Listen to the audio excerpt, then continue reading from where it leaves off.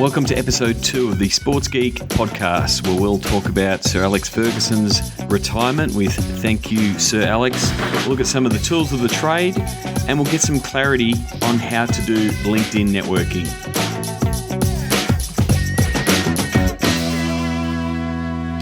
Welcome to the Sports Geek podcast. My name is Sean Callanan from Sports Geek. First of all, I must say an absolute massive thank you to everyone who listened to the first podcast and gave us plenty of feedback on Twitter at Sports Geek or to my personal account at Sean Callanan.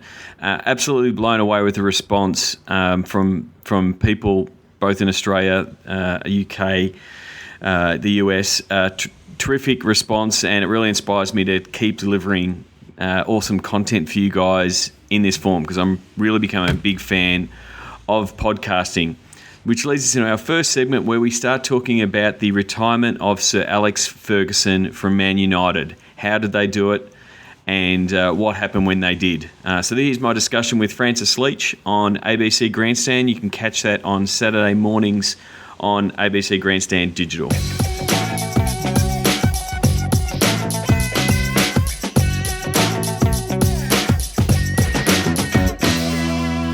Sean Callanan is our regular companion on a Saturday morning to talk sport and digital media from Sports Geek HQ. Crazy week. Whenever a big announcement's made, we see social media and the dynamics of it play out for all to see, the good and the bad. I think Manchester United had an experience of both this week. Definitely, yeah. So the big news was obviously the retirement of Sir Alex.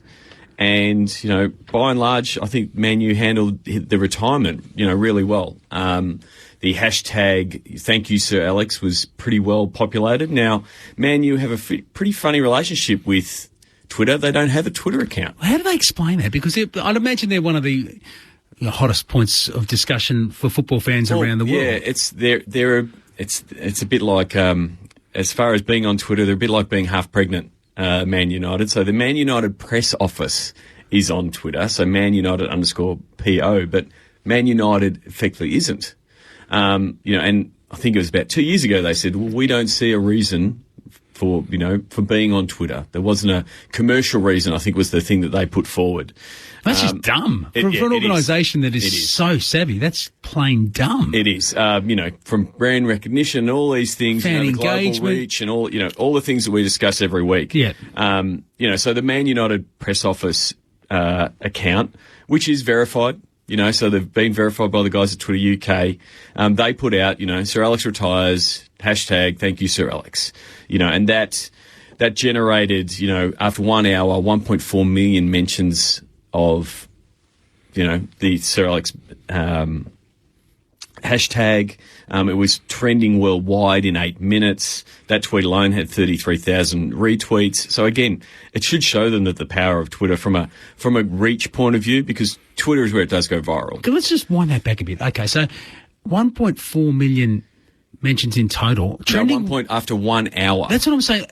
Within 8 minutes, it was trending worldwide. Just think about the power of the medium itself and the devices it delivered. We're talking about this information travelling around the world, and rather than being at a central point via a television or a radio was portable, so I guess that makes it a little easier. But people are literally walking around on streets and towns all over the world, sharing this information virtually simultaneously. It is an extraordinary. It peaked at 13,000 tweets per minute around the Thank You, Sir Alex hashtag. So again, we live in this world where, our smartphone is with us all the time, and there is this real sense of everyone feels like they're almost a digital journalist, and everyone wants to break news. So, when you see something, they want to send it out, and they want to make sure everyone knows that they know, and, obviously then pass on their messages. So they should be feeling good at this point that everyone has locked into their hashtag, has gotten on board with what they were trying to...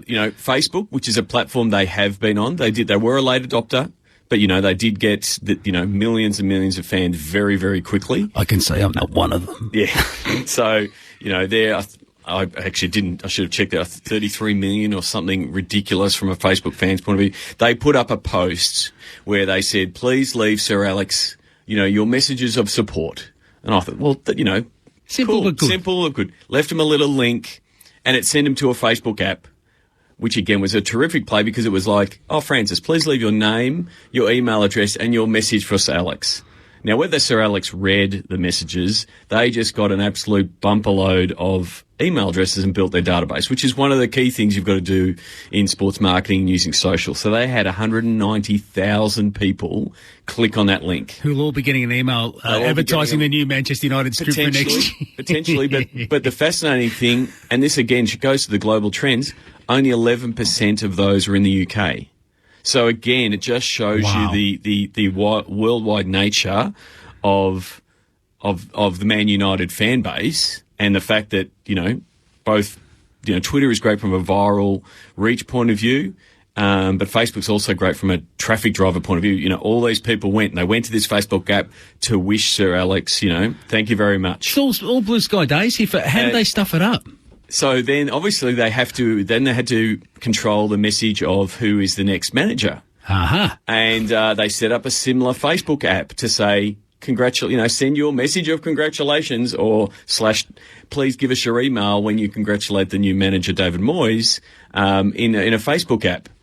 They obviously were in the process of setting up that app, and the Twitter account set out a tweet saying, United connected, and they sent out a tweet with the link, and you go to the link and it says, welcome David Moyes. And this is before they'd made any announcement. So it was a bit of someone slipped on the tweet button. Let me push one goddamn button. It was quickly deleted, but it was picked up by FIFA.com, and it, boom, again, Twitter being Twitter, it went viral, and they lost control of that story. They didn't get the first user advantage of we're going to be the ones that break it, because from a sporting team's point of view, you want to be the one that's in front of that curve and have everyone else report on. And the politics of it are different too, because then Bill Kenwright at Everton said, I didn't agree to this. We haven't made this announcement. He's our manager still. Their noses are out of joint. David Moyes is wrong-footed and embarrassed. It's a tough position to go into to begin with, and then to mishandle that transition. It was the best case scenario and the worst case scenario within 24 hours at Man U. So just sort of shows how much from a social media, it's got to be completely part of your comms plan, and the execution has to be completely switched on and well planned and well thought out. And it reminds us also that as soon as you tweet something like that, it's out. You might delete it, but if someone gets their hands on it, retweets it, it's gone. It's captured by it'll be in someone's cache, it'll be in someone's phone. So it's really deleting something like that isn't worthwhile. It is a matter of quick. Let's fire up that comms team and get in. Put this story out. But it has generated a whole bunch of stories. Even I saw today a story from Wayne Rooney where they're now writing up. Wayne Rooney has changed because there was rumours that he's asked to leave. Because he's had a falling out with David Moyes. He wrote about David Moyes in his biography. And so as his former manager at Everton. Exactly. And they've said that he removed Man U from his Twitter bio. And, it's the biggest Twitter bio change since Lance Armstrong removed, 7-time winner. And he's returned. He goes, no, I didn't. I just changed it 3 months ago to say I was a Nike UK athlete, to do with the rules around, social media and sponsorship and being open about your partnerships. He said he never changed it, but it was, again, the big story that this is. They're trying to make something, and they're making something, in this case, it wasn't there. But at least, via Twitter, Wayne Rooney is allowed to say, just noting on my bio, that's rubbish. Check out my website, which pretty much says that's rubbish.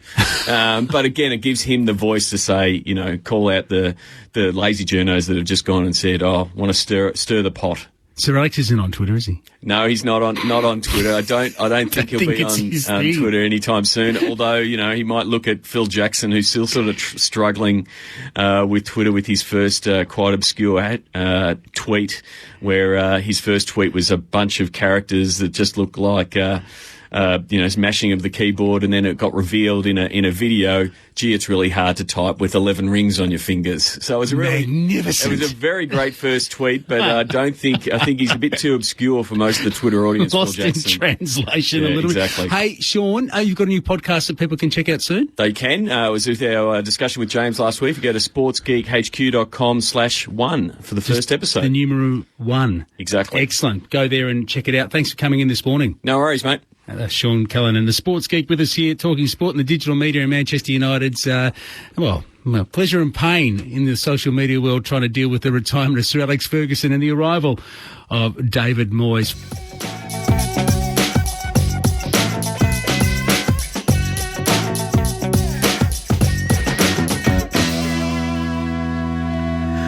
Well, you really couldn't have been on the internet last week without seeing the Thank You Sir Alex campaign. What were your thoughts on how Man U rolled it out? And then also a little bit unfortunate that early tweet went out, but we've all been there when something has gone a little bit wrong in what we've done digitally. The key thing is to own up to it, manage it, and move forward. Obviously, it was a difficult situation there with the signings not quite happening and the comms team just getting a little bit of prep. You can only imagine the panic that might have been happening. Also, what are your thoughts on Man U not yet on Twitter? I must thank Lewis Wilshire from Twitter UK. His blog there from the Twitter Sports blog did provide a lot of the stats on that Thank You Sir Alex campaign. And one of those tools that was used and how I analysed it was the Bitly tool. Everyone uses Bitly. It's a terrific way to, one, shorten your URLs for Twitter, but then also to track where your traffic's coming from, how successful things are going. And so all I had to do was to put a plus symbol at the end of the Bitly link to be able to analyse how the Man U campaign went. I'll put that link in the show notes, but it leads me to my discussion that I had on halftime on different tools that we're using at SportsGeek and also our clients are using. We actually created a list using Listly on the SportsGeek website. You can check it out, sportsgeekhq.com/tools. And here is my discussion with Tony Shebeki on Halftime SCN on some of the tools that we like using.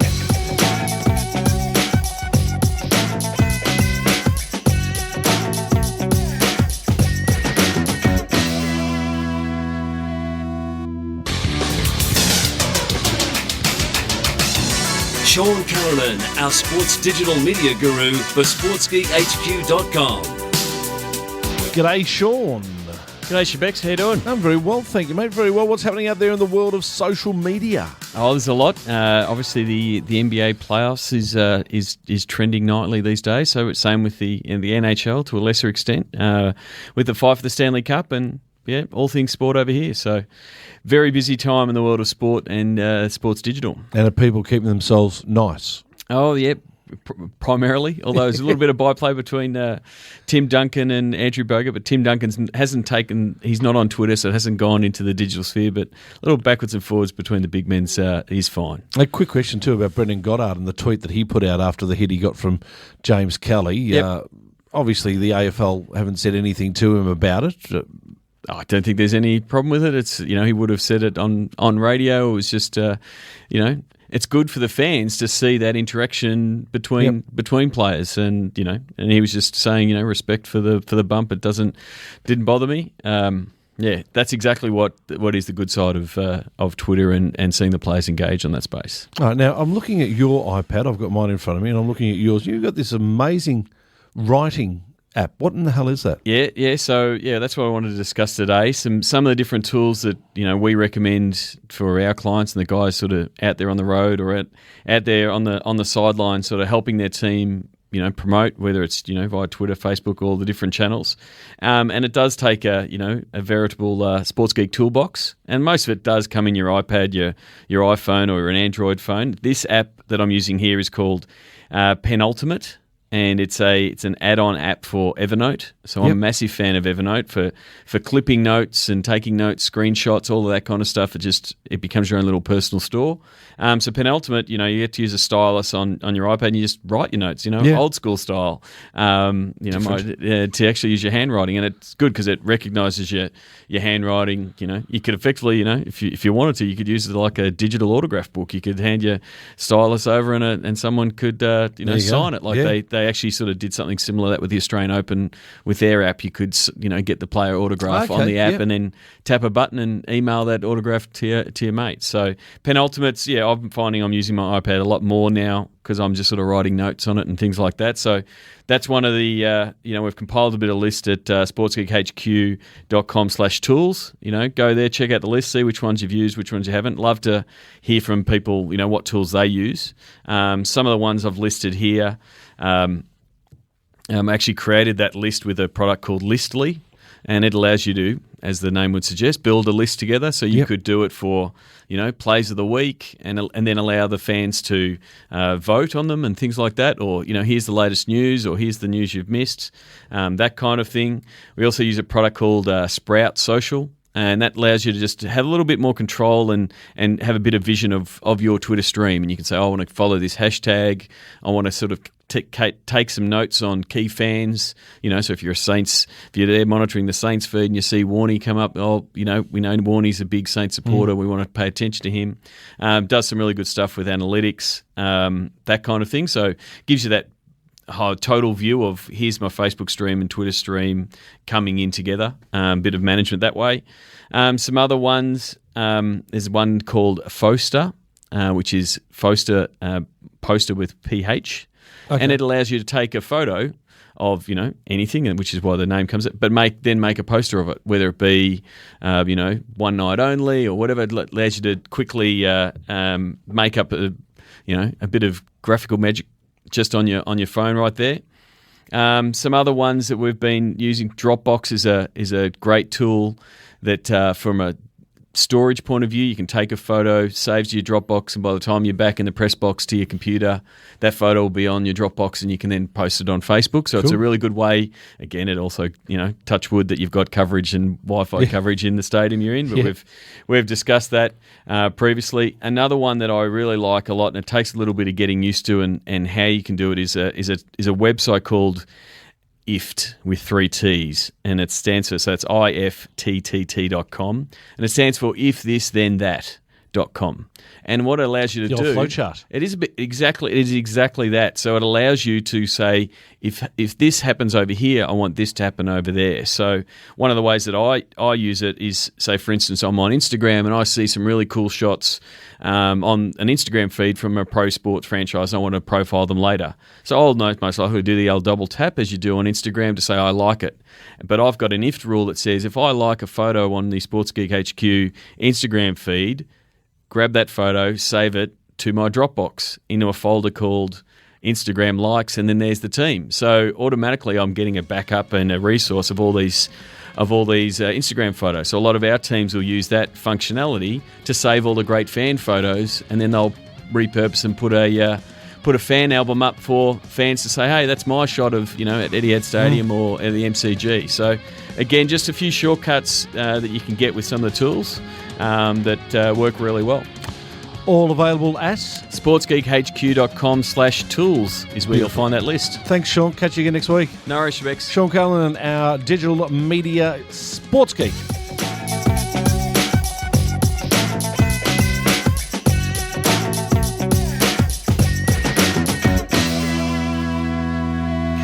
I'd love your feedback on that tools list. All the tools there I've used at a variety of levels, some daily, some weekly, some monthly, some just for projects, but always on the lookout for new tools that help make the job of the sports digital professional far easier. I've made the jump from iPhone to Android, so I've tested tools from both sides of the force, if you will. So please, let me know what tools you're using and what's making your job easier, because we want more people to know what these tools are. For the final segment of the show, I want to tell you about a product and a new web service called Clarity. You can go to its website, clarity.fm. It's a way for you to get access to experienced mentors, business owners, expertise via a phone call, and you can book people on a per minute basis. So I've signed up there. You can find me, clarity.fm/Sean Callanan. But you can also find people far more experienced and smarter than me. Chris Brogan, if you're in the web marketing space, you'll know Chris's work. My good friend Sean Malarkey, who does some really good work in the internet marketing space. And you can even book a call with Dallas Mavericks owner and star of Shark Tank, Mark Cuban. He does charge $166 per minute, but if you've got the money to spend, you can call Mark Cuban.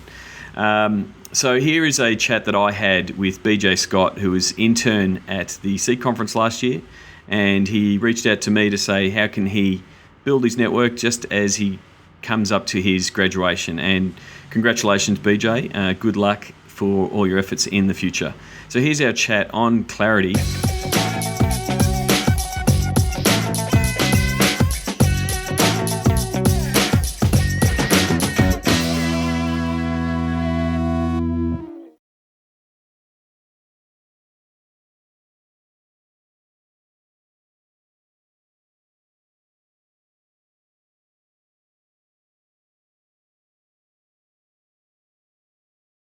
So when I'm looking at my network, as far as the expanded network, not necessarily your focused network, but my expanded network, just as far as everyone is concerned, should I try to keep it limited to people that are within the field in which I'm trying to go, or should I keep it as broad as possible and keep my network as wide as everyone I know? Is that something that That's a good question, and I guess LinkedIn to a certain degree sort of fits in that space. Like, who do I connect with on LinkedIn? I'm of the approach, because I've come from a couple of different industries. So as sports geek, previously I was a geek, and now I'm in sports. So I use LinkedIn. I used LinkedIn for 6 or 7 years. So LinkedIn just turned 10, but I think I was on LinkedIn quite early because I was in the IT space. So I've connected with all those people that I worked with at that time. So my philosophy is, and then when I've since moved into sports, I've connected with people all across the sports spectrum, because it's it has some value. And the reason I'd say is to be, open networking is a little bit of a dirty word in some circles from LinkedIn. I'm just open to networking with anybody because I don't know where the opportunity might lie. Again, so if I'm sharing information, and again, I've been using Buffer app, and it's been very good because I can share to Twitter and I can share to LinkedIn. It's been very good in staying in touch with people all around the world, and you also don't know how closely your network is following you. So, one of the stats that Twitter roll out is that 40% of people that have a Twitter account don't tweet. So it doesn't mean they're not using Twitter. Yeah, they're just watching. They're just watching and consuming. They're just watching, they're just following. So for instance, like I'll go to SEAT this August, and I know some of the guys aren't really active on social and Twitter and things like that. But I know that they'll walk up to me, not to pump up my own tires, but they'll walk up to me and ask me how things are going, how my last trip went, because they've been following me. They're just not interacting. Right. Because they know. Yeah, and so it gives you that familiarity. And so, you might be... And they're engaged. Yeah, they're engaged. But, you might be going for a job or asking someone for an opportunity, and someone will say, oh, yeah, BJ, I've been following you on Twitter. Sounds like SEAT was interesting. What did you learn? And automatically, you've gone from a complete cold call type scenario, whether it be for a job or a sales or an opportunity, to having some sort of semi-relationship, whether it's just, yes, I've followed your tweets, I know a little bit about you. So to answer your question about how wide your network should be, I would make it as wide as possible, because again, you don't know, all your classmates, you don't know where they might end up, because you can't predict where they might, what industry, what opportunity. And again, if someone might be in a completely different industry, and then they might come back to you for, we've got our company wants to sponsor a sports team, and you're like, cool, I'm working in sports, and they're your first port of call because they look at their LinkedIn feed, and that's why you've already got that connection with them.